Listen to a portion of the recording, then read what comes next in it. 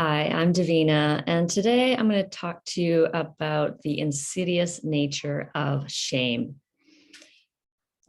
Shaming is one of the narcissist parents' very manipulative tools. Speaking from my parents, a narcissistic parent can shame you for any sign of vulnerability. You show a little bit of feeling, a little bit of weakness. They do not like that at all. So they will shame or dismiss or in some way imply that your basic humanity of, feeling tired or feeling scared or feeling sad is wrong or somehow, weak. And speaking of my other parent, another kind of narcissistic parent can shame you for any kind of, what they're really doing is just projecting. They're projecting their own sense of incompetence, feeling incapable of handling things, their own sense of neediness, dependency onto you. So, or they will just completely minimize your talents, your qualities, your accomplishments.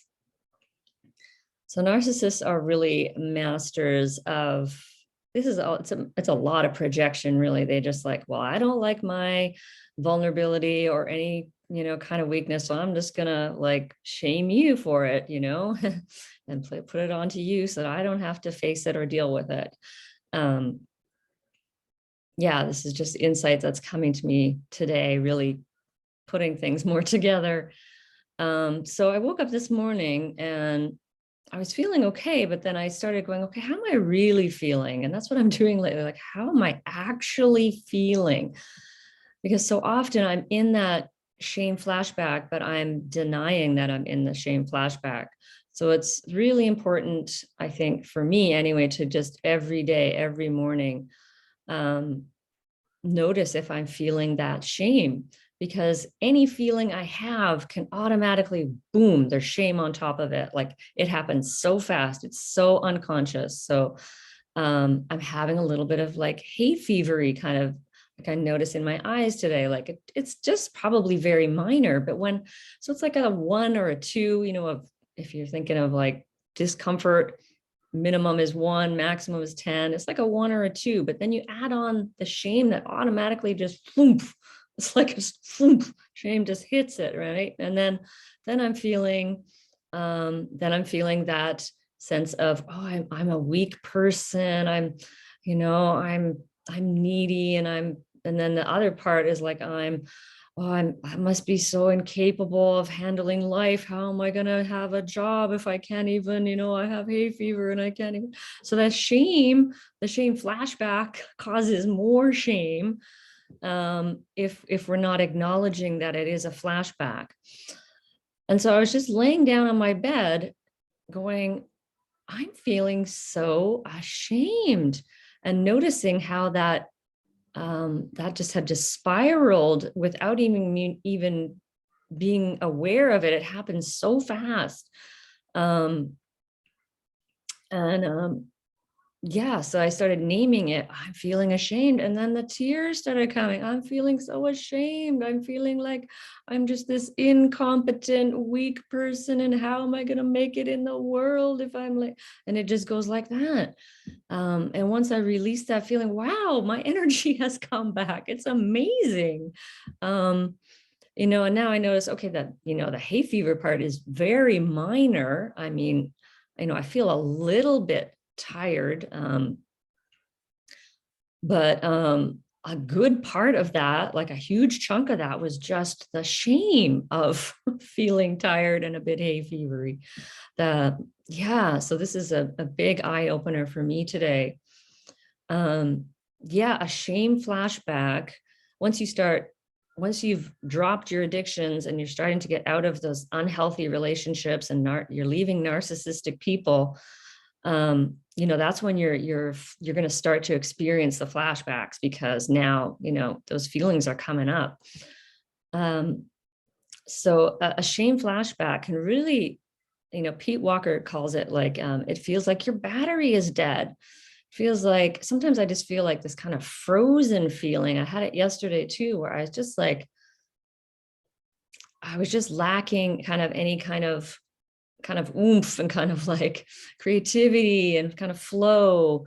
And then of course there's more shame on top of that, like, oh, Davina, you don't really have enough energy today, you're not being creative enough, and you're just not engaged with Naya today, so it just can be layers and layers of the shame after a shame flashback comes up, unless we call it out and say, this is a shame flashback, I'm feeling ashamed, because my parents were narcissistic and shamed me, um,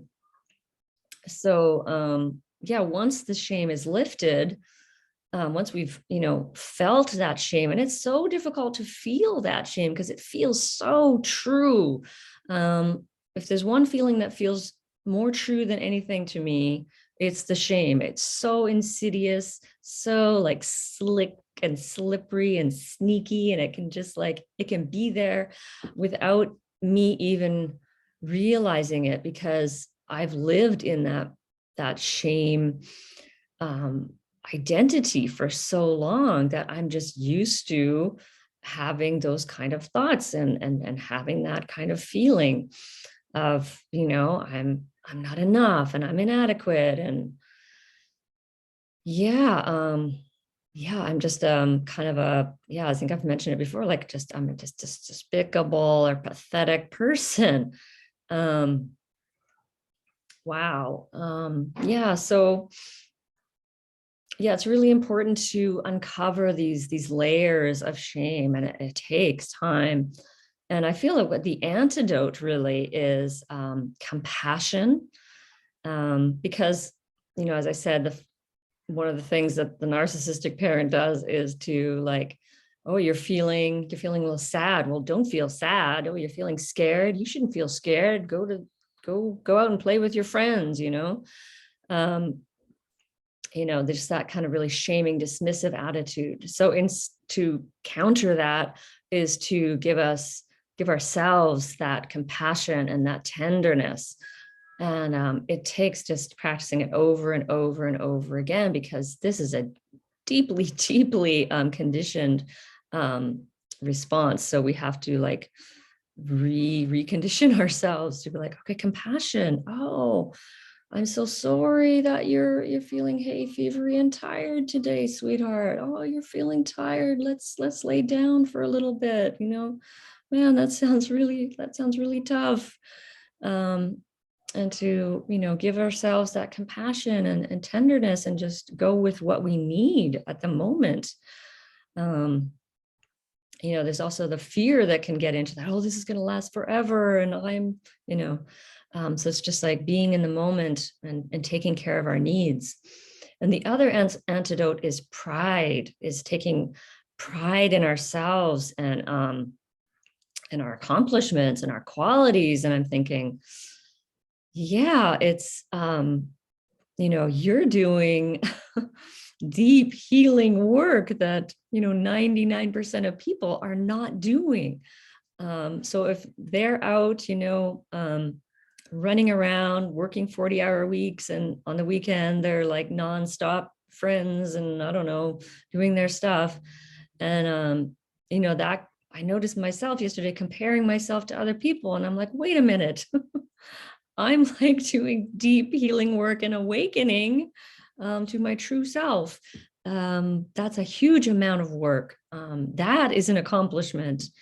Um, and I truly believe that highly sensitive people are actually highly evolved people. um, and you have a lot of awareness, you have a lot of sensitivity, you are reflective, and you think deeply about things. If you have a conversation with someone, you're wondering, oh, maybe if I said that, and maybe that might have been a bit hurtful for them, and you're thinking about all these things very deeply, you're very humble. You're highly intuitive, highly intuitive, which is going to be a huge help for you on your on your healing journey, and you're very creative, extremely creative. Yeah, and extremely capable, very resilient.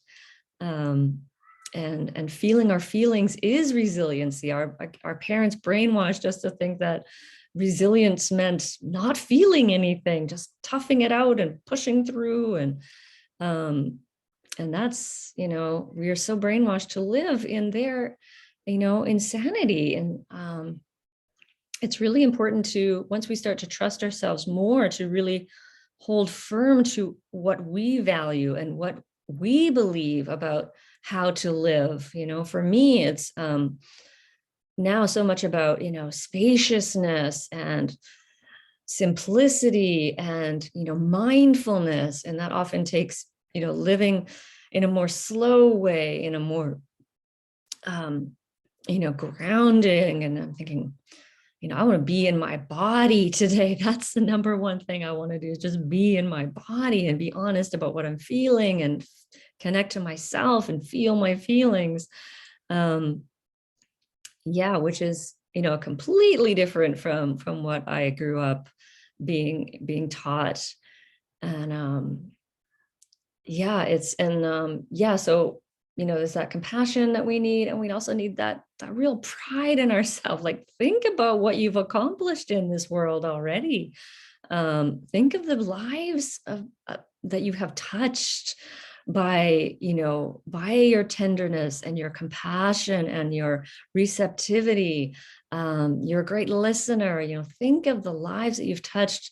For me, I feel like one of my gifts is really my expressiveness, my vulnerability, my creative expression.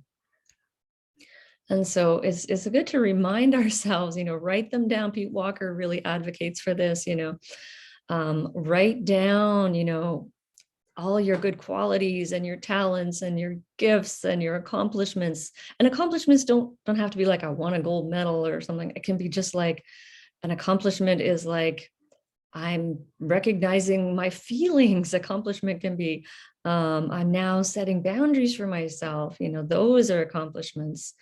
So, so turning all our, all that garbage that we learned and switching it around and saying, wait a minute, I'm going to feel my feelings. I'm going to have compassion for myself. I'm going to give myself that, that pride and that encouragement. And I'm just thinking right now, reflecting too, that my mother was, kind of the opposite of what I thought a loving mother should be. A loving mother would be kind and attuned and empathetic and, compassionate. And instead, my mother was quite the opposite, dismissive and shaming and blaming and, and then same with my father. You think of a father as being, the one that, that's really proud of their child and really encouraging. And most of the time my father was the opposite. And, like, oh, you should be that. And why aren't you doing that? And, really is, again, more shaming. So, it's awareness brings so much freedom. So learn about narcissism for sure, and sit with the pain. That is the road to freedom, sitting with the pain. There ain't no other way.